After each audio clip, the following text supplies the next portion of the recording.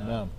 Okay, we'd like to turn to the book of Mark, the 8th chapter. There are several connected events that occur in this chapter. Verses 1 through 9, Jesus feeds a multitude of well over 4,000 with 7 loaves and a few fishes. Verses 10 through 12, Jesus and the apostles get into a ship. They arrive in Dalmanutha. It was here that the Pharisees demand a sign from Christ, and they do this to test him. In verse 13, Jesus, with the apostles, gets back into the ship, and they continue to the other side.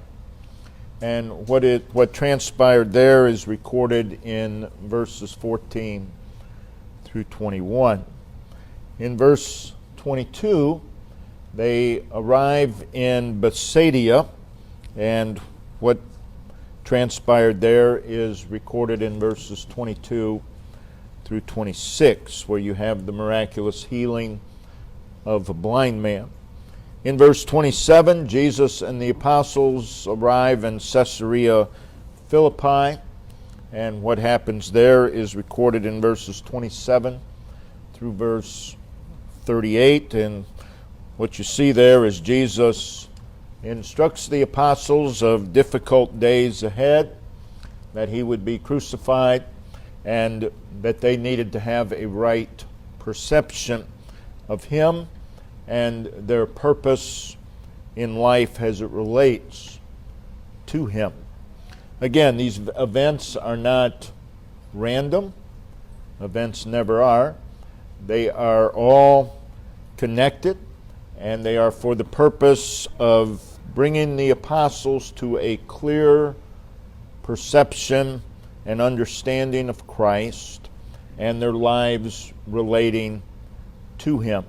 In this message, we want to focus our attention upon the miraculous healing of a blind man and how it relates to the apostles and how it relates to us. So we're going to read Mark chapter 8, and we'll read verses 22 through verse 26.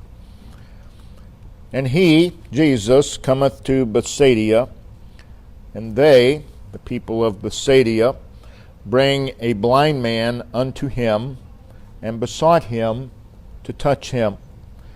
And he took the blind man by the hand, led him out of the town, and when he had spit on his eyes, and put his hands upon him, he asked him if he saw aught, or if he saw anything. And he looked up and said, I see men as trees walking. After that, he, Jesus, put his hands again upon his eyes, and made him look up, and he was restored, and saw every man clearly. And he, Jesus, sent him, the man who'd been restored, away to his house, saying, Neither go into the town, nor tell it to any in the town. So this is one of the many recorded healing miracles done by Christ during his earthly ministry. This particular one involves an unnamed blind man, and it's not one of the better known healing miracles of Christ. Mark's the only one who records it. His record is brief, only 5 verses. But Mark does give an eyewitness account, and he does so in a very simple and very clear manner. Yet, it is one of the most misunderstood of all of Christ's miracles of healing. It's a very intriguing miracle because the manner in which it was done is so different than all his other miracles. It's the only recorded miracle of Christ done in 2 stages. It's the only recorded miracle of Christ in which Jesus basically asked the healed person if they had been healed. So, in looking at this, it's important, in looking at all the miracles of Christ, it's important to realize that they are instruments for teaching. They are pictures of truth, and it's important that we do not miss the lesson of this miracle, and I'm afraid most people have. In Christ's miracles of healing, the diseases, the infirmities, the conditions that were healed are always symbolic of spiritual need. And it's important that we do not miss the spiritual need that is symbolized in this miracle. And again, I believe most have. In all of Christ's miracles of healing, not only are the desperate needs of man portrayed, but all the all-sufficiency of Christ is portrayed as well. And it's important that we see the sufficiency of Christ in this miracle. Of course, all the healing miracles of Christ are great encouragements to faith, and we see in all the healing miracles of Christ it brings great joy to the one who is healed, which is a joy that you and I can experience. And there's a great blessing in putting ourselves in each of these miracles. And so it's important that we do not exempt ourselves from this miracle. So the end result of the miracle is recorded in verse 25. He was restored and saw every man clearly. He was restored and saw every man clearly. Seeing every man clearly is a result of being restored. Need to remember that. The subject of the message is from dangerous distortions to clarity. So let's consider, first of all, the miracle itself very briefly. In verse 22, Christ and the disciples, the apostles, arrive in Bethsaida. And as Christ passes through that town, people recognized him, and they bring to him this blind man. And they beg Christ to heal this man. So this man needed a miracle in his life. So they plead with the miracle worker. If you need a miracle in your life, you need to plead with the one who works the miracles. No need to go anywhere else. In verse 23, we see that Christ takes this man by the hand and leads him to a place outside of the town of Bethsaida. He then spit on his eyes. And it says that he put, now if you put, that's something you do on purpose. You don't put something anywhere on accident. When you put, it's on purpose, and you do so with intention. So he put, with purpose and attention, his hands, both hands, not just one, but both hands. And it says he put both hands upon him. Now, in verse 25, we see the word again. After that, he put his hands again upon his eyes. So when we read in verse 23 that he put his hands upon him, he put his hands where? Upon his eyes, because he again put his hands upon his eyes. So we need to get the picture. Jesus has both of his hands upon this man's eyes. So in verse 23, Christ lays his hands upon the blind man's eyes, obviously removes his hands, because in verse 25 he placed them again. So he obviously removes his hands, and that's when he asked him if he saw aught. So he takes his hands from the blind man's eyes, and he says, do you see anything? Now Jesus never asks a question for information. He knows. So he asked this question, and then in verse 24 we see the man's response. And he looked up and said, I see men as trees walking. In other words, I can see people, but they look like trees walking around. So, a couple things are obvious here. First of all, he was not born blind, because he knew what men look like and he knew what trees look like. So he became blind at some point in his life. We don't know how long he was blind. But what we see here, he says, I see men as trees. So he's no longer blind. There is light, and there are objects, and there is movement. But he does not see clearly. He says, I see men as trees walking. That's a problem. If you see men as trees walking, I would suggest you get to the eye doctor. That's a problem. That's not something that's going to be easy to live with. I see men as trees walking. He's no longer blind, but he cannot see the distinction between man and a tree. So he can see, but he does not see distinctly. He cannot recognize the difference in things. I see men as trees walking. He's no longer blind, but his vision is distorted. I see people, and they are moving, but they look like trees. And these people are as big as trees. The form, the arrangement, the appearance of things are all out of focus to this man. And this, of course, would be very confusing. If you had to live your life like that, you'd be confused about a lot of things.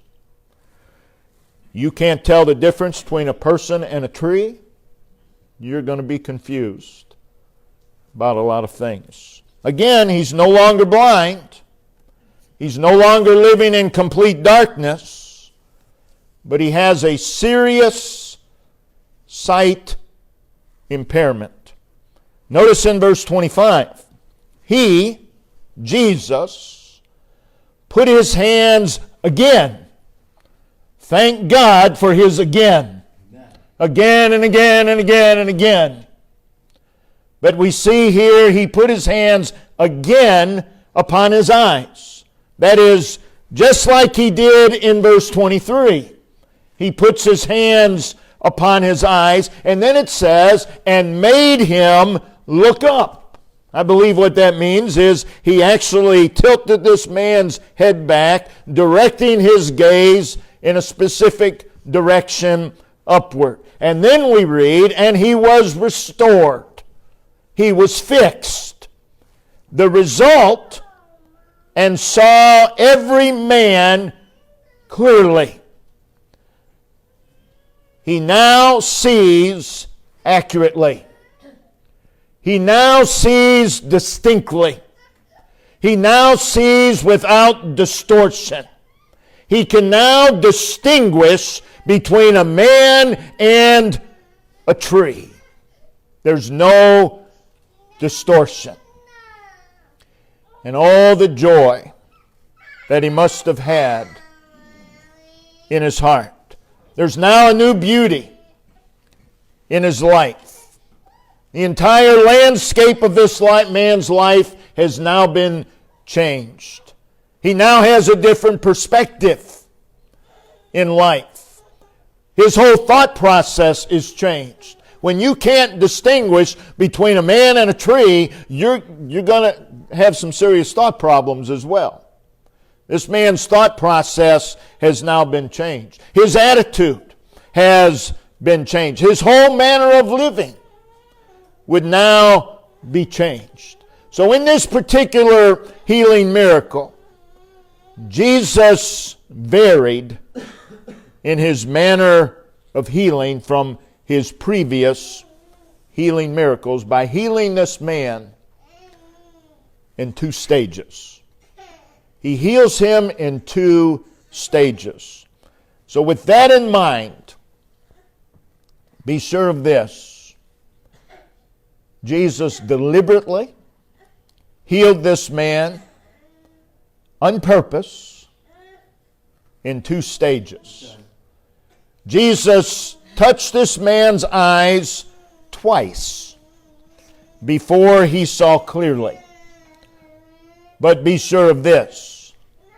When the man said, "I see men as trees walking," that was not due to any inadequacy or failure on Christ's part. He healed this man this way on purpose. I see men as trees walking. That is not because, the reason he healed this man in 2 stages, and the reason this man now sees men as trees walking, is not because this man's case was more difficult than someone else. Jesus knows no stages of difficulty. I mean, that's blasphemy to even suggest that. Jesus touched the man's eyes twice before he saw clearly. But be sure of this, he did not need 2 attempts to get it right. He does this on purpose. So that Christ varied in his manner of healing in this miracle does raise the question. Why? Why did Christ heal this man in 2 stages? Why, after the first time that Jesus laid his hands upon this man's eyes, did he not see clearly? Why? Why, after the first time that Jesus laid his hands upon this man's eyes, did he ask this man if he saw? Why? As in all of Christ's healing miracles, the healing, the manner of healing, is an object lesson of spiritual need. And that brings us to our second point, which I believe explains the stages of the healing. And our second point is simply the context of the miracle. You'll miss a lot of things if you don't observe context. You'll avoid a lot of error if you just simply notice context. And this is very clearly seen in this particular miracle. So let's consider the context of this miracle. By context, we mean what occurs before, what occurs after. And it's of great significance concerning why Jesus healed this man in 2 stages. It helps us to understand the spiritual need that is portrayed in this miracle. It helps us understand the importance of what is taught here. So let's consider, first of all, what happened before this miracle. Prior to the miracle, Jesus had fed over 4,000 people with 7 loaves and a few small fishes.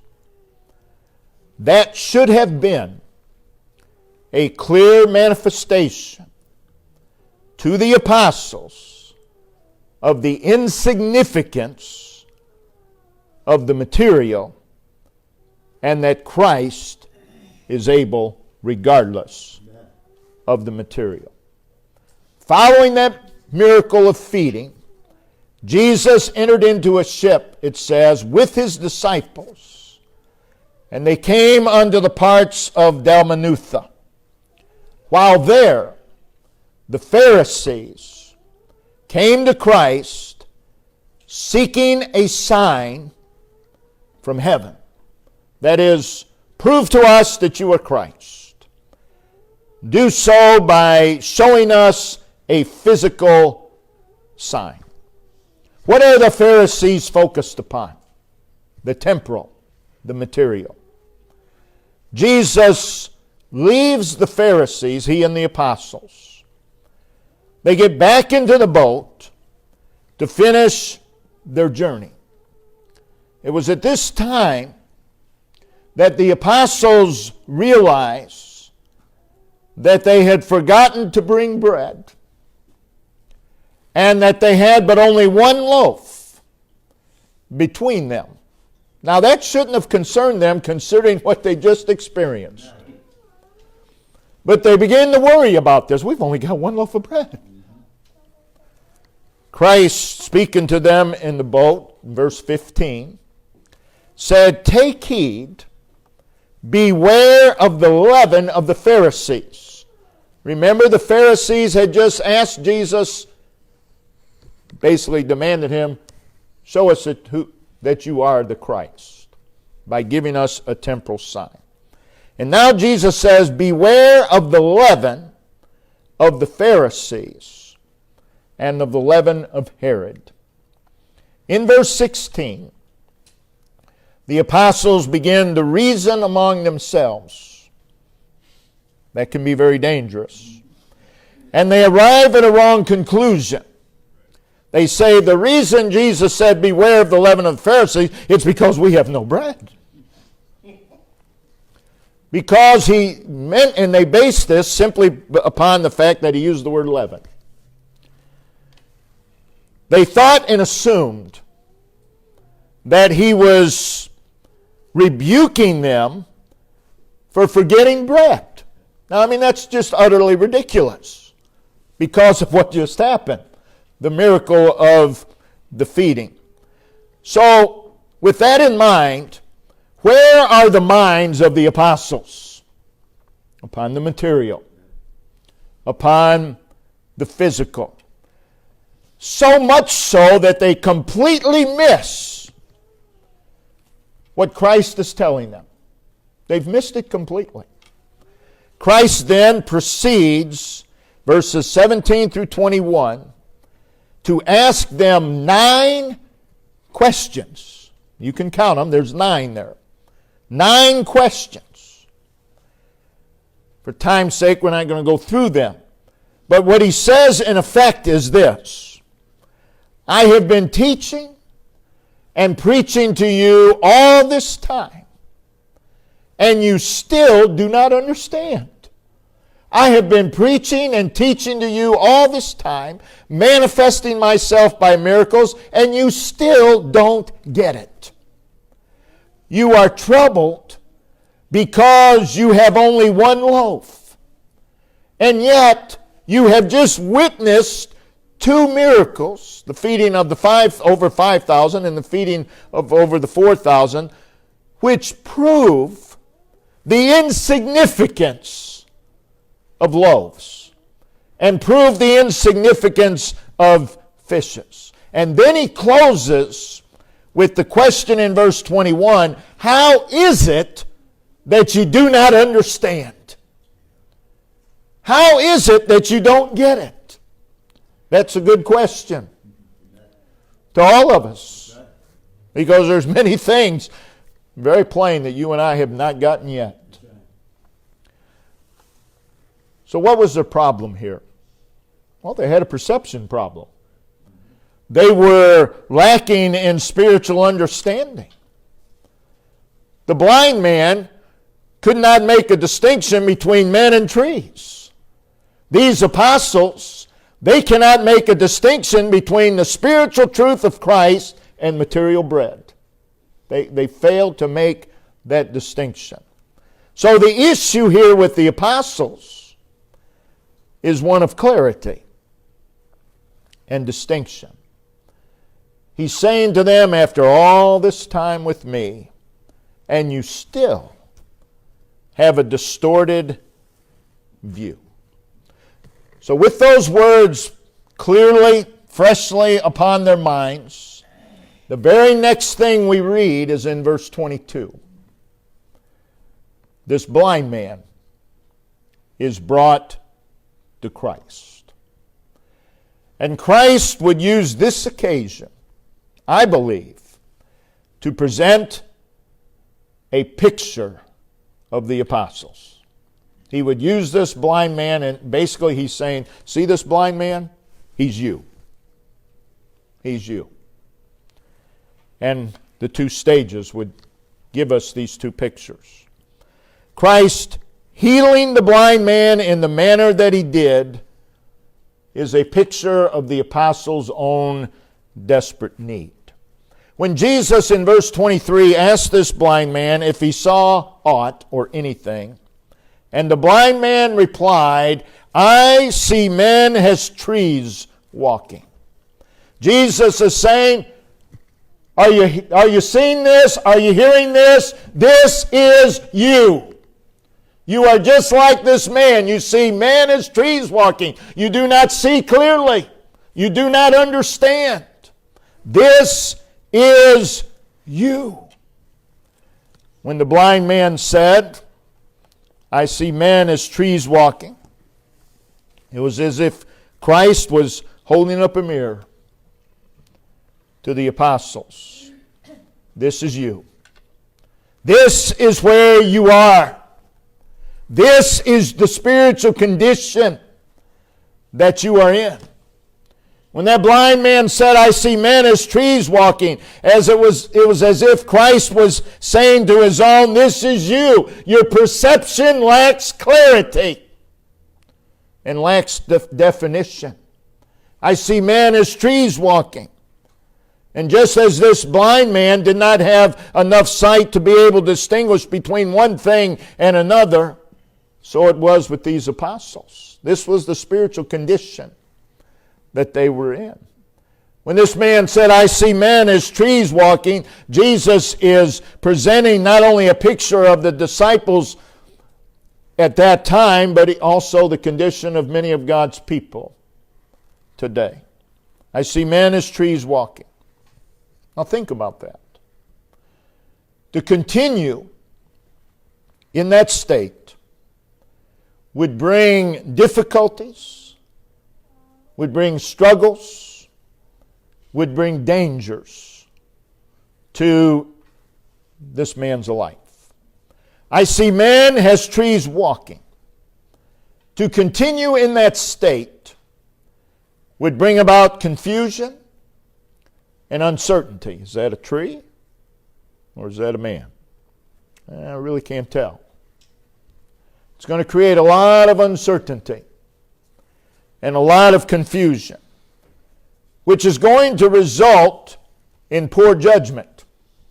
I mean, if you can't discern between a tree and a man, you're going to make some wrong judgments.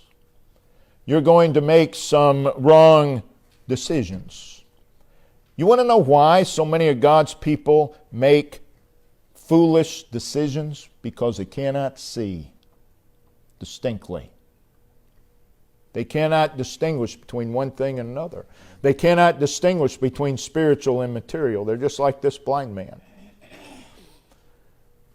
It would, no doubt, bring some fear and anxiety into their life, in this man's life. It would bring a loss of enjoyment. So I see men as trees walking. He could see. The apostles can see, but their vision is distorted because they cannot judge between bread and spiritual truth. And unless corrected, dangerous things are ahead. But we read in verse 25, after that is, after the blind man's admission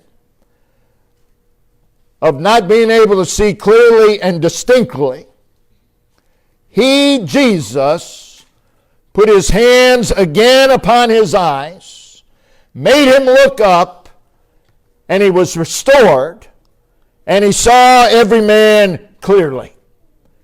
Jesus is saying to these apostles, this is what you need. You need to be restored. You need to be restored so you can see clearly between bread and spiritual truth. So you can see clearly between material and spiritual. You need to be restored, and that is the condition of many of God's people today. They need their sight restored. They can see, but not clearly. They have a serious problem. So we see what happened before the miracle explains the two stages. The first stage, he is telling them, this is you. This is you. You see men as trees walking. The second stage, he is saying, this is what you need. You need your vision restored. And by the way, I can do that, he says. Basically is what he's saying. So let's look at the second part of the context, what followed. And that shows us the importance of the miracle. What happened after the miracle is recorded beginning in verse 27. And Jesus and his apostles arrive at Caesarea Philippi. All the gospel writers record this. No doubt, as they arrive, the healing of this blind man is upon their minds. And here at Caesarea Philippi, Jesus again would bring up the issue of the need of spiritual clarity. In verse 27, he said, "Whom do men say that I am?" They give their answer. And then in verse 29, he said, "But whom say ye that I am?" He's questioning them about their understanding of his person. Whom do ye say that I am? As you read on, you see Jesus begins the process of showing his apostles the fact that he would suffer at the hands of men, that he would die, that he would rise again. What he's telling them is extremely difficult and trying days are on the horizon. In order to face those times, you need what this blind man received, the second stage. You need to have clarity in your vision. They needed clear vision concerning his purpose. With these difficult and trying days on the horizon, Christ issues a call to them. Whosoever, in verse 34, "Whosoever will come after me, let him deny himself, take up his cross, and follow me." He is saying, in order to be prepared for what's coming, I am calling you to a radical way of living. And in order for you to live this life, one thing is for sure. You have to have clear perception. You have to know the difference between material and spiritual. Jesus is telling them what they were to do, how they were to live in the difficult times that were on the horizon, the difficult times that they were about to face. He's calling them to live a life following him, serving him, living life separated unto him, to live with him having the preeminence, to live with him being first, to live a life absolutely obsessed with Jesus Christ, to live life with Jesus Christ being the emphasis, the motive, and the reason for living, to live life with him being the aim and the passion of life, To live life fully committed to Him, leaning upon Him, depending upon Him, cleaving to Him, being fully identified with Him, and experiencing Him. This is the life that Jesus is calling them to live here at Caesarea Philippi. To live life fully engaged with the Lord. He was calling upon them to live life that is consistent, that is persistent, not occasional, not sporadic, not based upon convenience, not based upon circumstance, a life that is all-inclusive, a life that is fanatical, a life that is single-minded and obsessive with Jesus Christ. That is the life that He is calling them to live. It is a life that stands opposed to the superficial. It is a life that stands opposed to the shallow, to the lackadaisical, to the indifferent, carefree attitude of serving the Lord. It is a life in direct opposition to the secular mindset. It is a life that requires us to rise above self-righteousness, self-centeredness, self-interest, self-confidence. And you know why? People cannot rise above self because they do not see clearly. Because they can't distinguish between self and Christ. They can't make that distinction. They don't see clearly. What Jesus is talking about here is a way of living that is in direct opposition to the thinking of the world, to the thinking of the natural man, and to the thinking of even so-called Christendom. He's not talking about a way of, he's speaking about a way of living that stands contrary to the perceptions, the priorities, the values, the pursuits, the lifestyle of the world, and even so-called Christendom. He's speaking about a way of life, again, that goes beyond formality, that goes beyond appearance and theory and opinion. And in order to live this life, he is saying you need to be brought from, I see men as trees walking, to, I see every man clearly. You have to be brought from distortion to clear sight. The reason God's people do not serve the Lord is because they see men as trees walking. They cannot see clearly. If you have to give a whole lot of thought to whether you should put a job ahead of the Lord, you don't see clearly. You don't make a clear distinction. If you have to give a whole lot of thought about whether you should put anybody or anything ahead of the Lord, you're not seeing clearly. That should be a no-brainer. And it is if you see clearly. If you see the glory of Christ and you see this is just material and temporal, it's not difficult. But if you can't tell the difference between a tree and a man, you're going to struggle with these things. So God's people all the time say, oh, pray, I'm really struggling, deciding whether or not I should move somewhere where there's no church or stay here where there is one. Really? That's a struggle? If it is, it's because you see ministries walking. You don't have clear sight. Because that shouldn't be a problem. That's right. It shouldn't be a problem. Well, I have to decide between my family and the Lord. That shouldn't be a problem. If you see clearly. Now, if you don't see clearly, that's a real problem. So let's make application. You and I, as we all know, live in a fallen and chaotic world where Satan, with his darts and snares and his destructive and conniving ways, walks about seeking whom he may devour, seeking whom he may destroy. He's on a mission of destruction. And let me tell you something. You'd better be able to tell the difference between the wiles of the devil and God's will.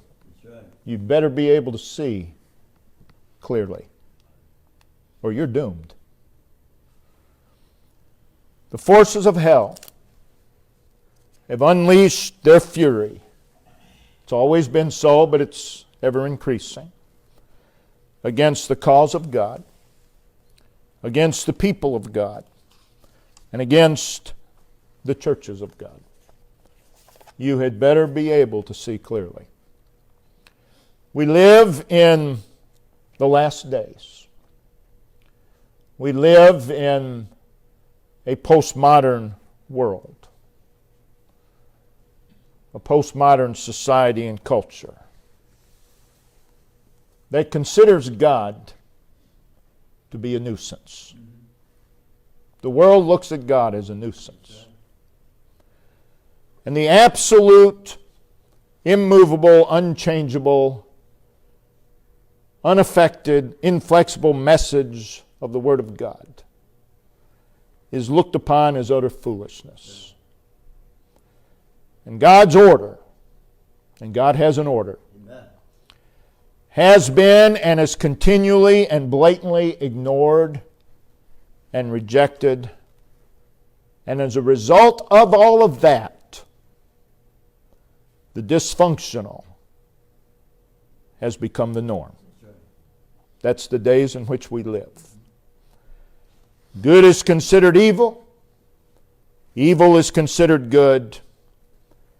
And as a society, for the most part, we are sinking further and further into the mire.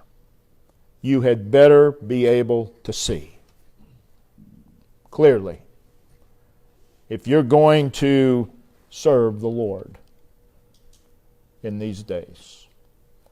Here we are in a world and society and culture that has been duped and is spellbound with the philosophies and the agendas of Satan. And many of God's people cannot tell the difference between the philosophies of Satan and thus saith the Lord. They can't tell the difference because they're like this man that sees men as trees walking. What they need is for Jesus to put His hands upon their eyes so they can be restored and see clearly once again. It's a very trying time. It's a very difficult time. It's a very threatening and dangerous time for every life, for every family, and for every home represented here today. Every life, every family, every home is in danger of being infected with the ways of the world, being plagued with the lies and the evil that is all around us. And sadly, to some degree, we have already been. Every one of us. We live in a very pressing and urgent time. And that's what Jesus is telling the apostles. He's saying, urgent time's coming. Pressing situation is coming. You need to see. You need to be able to see. Because the world is not going to take down any of its barriers to truth.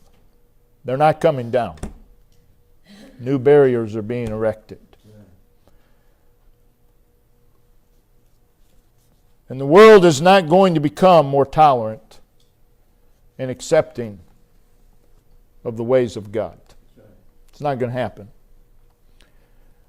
But will become more and more determined to remove every semblance of God and His ways. All that being said, the call to live for Him remains the same. We are to deny self. You will not do that unless you see clearly. You have to deny self. That is, you oppose self. You realize self is in the way. You need to refuse self, turn down self. That goes against everything in our being. So you need to see clearly in order to deny self. And that's the first thing he tells them. You have to deny self. You don't worry about following him because you're not going to do that unless you deny self. Well, what about step 3? You're not going to get there without step 1. So don't worry about step 3. Worry about step 1, which is deny self. And you need to have clear vision to deny self. And that leads to the second thing. Take up his cross and follow me.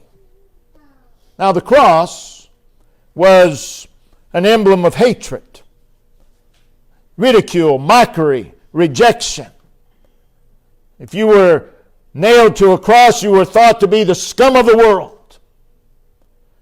You take up the cross, that is, you're willing to be hated, you're willing to be ridiculed. He's telling them, I'm about to be arrested and crucified, and you need to be ready to be and willing to be hated and ridiculed and mocked. And in order to come to that, you have to deny self. You're not going to do that unless you deny self. And you're not going to deny self unless you can look up and say, I see clearly. As long as your vision is distorted, you're going to have problems with these things. And then this leads to what? Follow me. But you're not going to follow him until you deny self and take up the cross. And you're not going to do any of those things unless you can see clearly. So the life that we are called to live, and may I say responsible to live, and obligated to live, we cannot live that life in the condition of, I see men as trees walking. We have to be brought to where we can see accurately. I have the material over here. I have Christ here. I have to be able to look at the material accurately, and I need to be able to look at Christ accurately. And I need to be able to distinguish between the two. So Jesus, in the first stage of the healing, is saying, this is you. In the second stage, he's saying, this is what you need. You need to be brought to see every man clearly. We must be able to make a clear distinction between the carnal and the spiritual, between the value of the earthly and the value of the heavenly. You need to be able to see the difference. You need to be able to see there's a difference between truth and error. God's people sometimes will say, what's the difference? Well, there's a big difference. And if you can see clearly, you don't have to ask that question.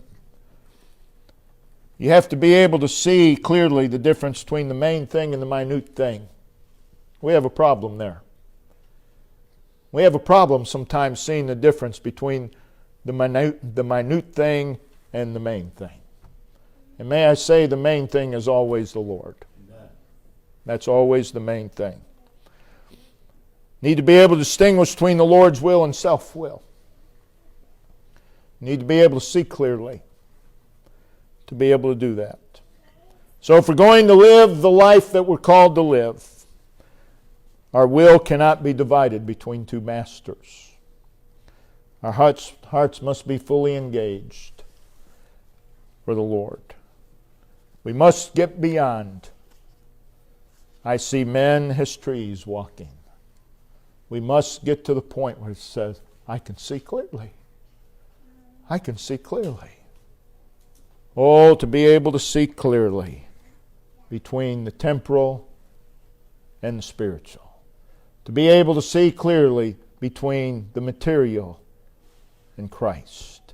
Between the earthly and the spiritual.